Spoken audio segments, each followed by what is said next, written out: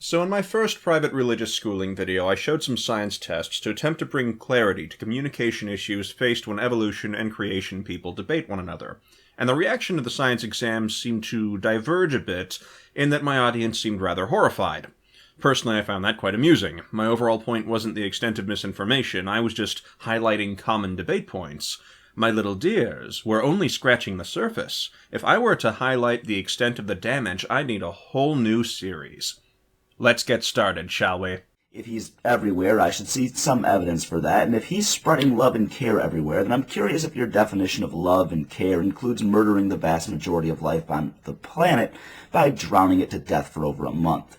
I mentioned earlier that I consider it despicable that creationists use things like clowns and cartoons to lull the undeveloped minds of children into swallowing their bullshit. Hi, GI. And yes, it does. In history class, I was told God sent the flood because of the wickedness of mankind. In fact, that was the first question on an exam. It was the justification for the Crusades, as well as the moral reasoning for forcefully spreading the Christian message in the race to claim souls before Satan could. I was taught the Bible was the perfect record of all historical fact, and biblical accounts were my world history studies. All languages originated from the Tower of Babel as a punishment from God, and things such as rough or loose translations didn't exist, because all languages shared this root. As you can imagine, this made my Spanish courses more difficult. I was told the Earth was no more than 8,000 years old, and any artifacts or civilizations claimed to exist before then were either fake evolutionist hoaxes or had their dates misreported. You may recall in the previous video, one of the science exams had a question on it talking about how the Bible wasn't taken on faith because it had fulfilled prophecies and accurate descriptions of the physical world, whereas evolution was taken on faith. The answer of the Bible discovery test question I went for was the paths of the seas and water current. Now, some of you may be aware this was an important point in one of Thunderfoot's videos. Indeed, when you get out on it in a boat, ocean currents are almost the first thing you find out about the sea. Well, other than it's wet and kind of salty. Indeed, the earliest seafaring cultures, the Polynesians, were using them some 35,000 years ago. Over 3,500 years ago, there were seafaring cultures in the Mediterranean.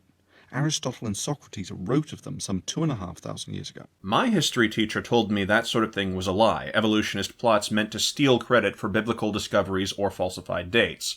In the first video, I pointed out education requirements in the United States vary dramatically depending on where you are. So if a private school does get religious exemption from giving correct information, they can grade students based on the substituted information. And I'd like to add that doesn't have a buffer on it. It's not a case where you can use religious right to interpret the origins of our species. It doesn't work that way. History and modern info are all subject to revision. For example, another debate topic is whether America is a Christian nation, and one of the items commonly referenced is that under God wasn't added to the Pledge of Allegiance until the 20th century. In my history class, I learned it was originally in the pledge in 1776, and all the founding fathers were devout church-going Christians.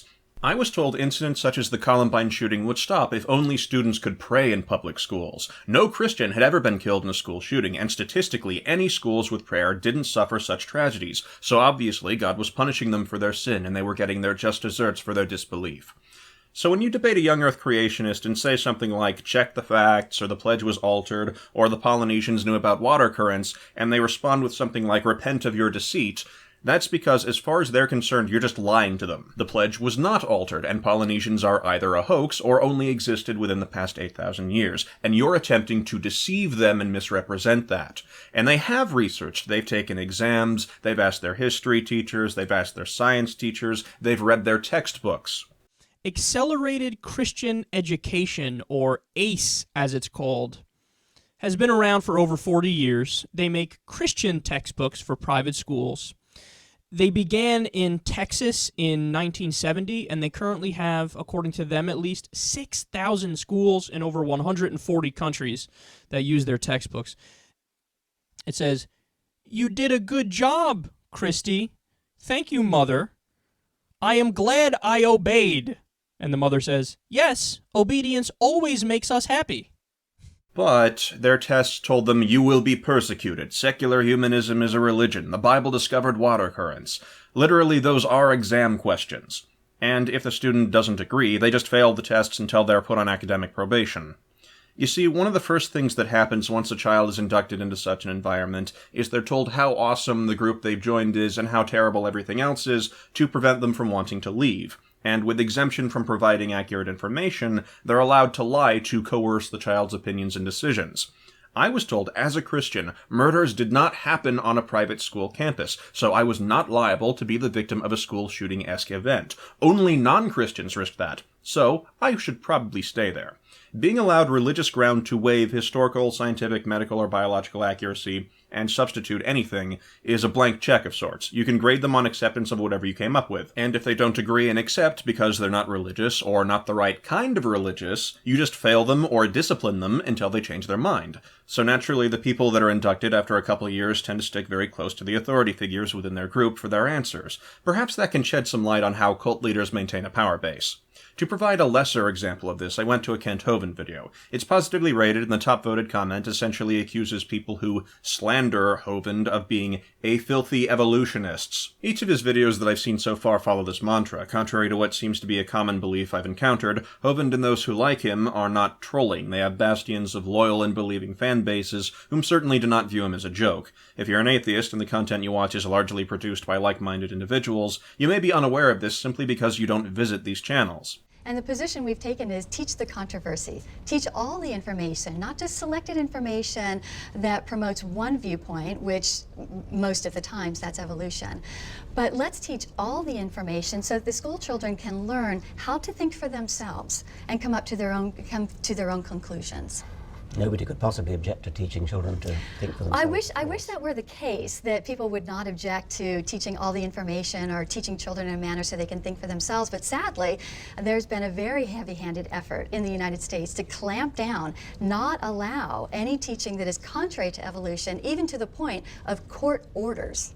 Compare Hinduism with Buddhism and describe two effects these false religions have had on the people of Asia. Both have kept their countries in poverty and a caste system. Both treat animals as sacred and keep their countries from modern cultures. I'd like to note I was told Japan and South Korea were extremely poor backwaters lacking basic technology in 2002 as a consequence of inferior Asian religion. That's teaching the controversy. They get to decide, but any information that influences that decision is carefully controlled and you're penalized for not coming to the right conclusion. Hinduism, a pagan religion that believes man's goal is to get rid of your individual personality in order to become one with the universal spirit Brahma. A man named Siddhartha Gautama was dissatisfied with Hinduism, so he developed his own religion and renamed himself Enlightened One. He taught man must follow extreme self-denial and rid themselves of human desire to obtain salvation by living a good life in order to be completely empty of himself and the world and become his own god. Among other controversy-taught tidbits, I was told prayer and spiritual life were proven to be the determining factors in health and wellness, which was far more important than diet or exercise. I was told obesity in America was the result of secularism, and if they prayed, they wouldn't be obese. Genetics was not said to be real. As you can probably guess, this school didn't look too kindly on people with medical conditions. In fact, it didn't have a nurse. At one point, we had a student in a wheelchair transferred to the school. He left shortly after, not only because of bullying, but the back entrance wasn't wheelchair accessible. I imagine that cost him some hassles. Consider for a moment the amount of financial and economic damage that's done to a person after they've been through this process. How many jobs have they lost opportunity of holding? How many careers now require years of re-education? I understand it's more comfortable for people to view this as an incredibly rare occurrence, and perhaps a minority of private religious schools behave in this manner. But when the suppliers of the modified textbooks boast of the thousands of schools that offer their patronage, and 42% of the American population won't even concede the idea of a God-guided evolution but reject it entirely, the numbers of people educated in this manner are perhaps larger than the tiny fringe people like to picture. I hope this video helps bring context to understanding the mind of the fundamentalist, and I hope it helps with communication. Don't worry, you'll be desensitized soon enough. See you next time!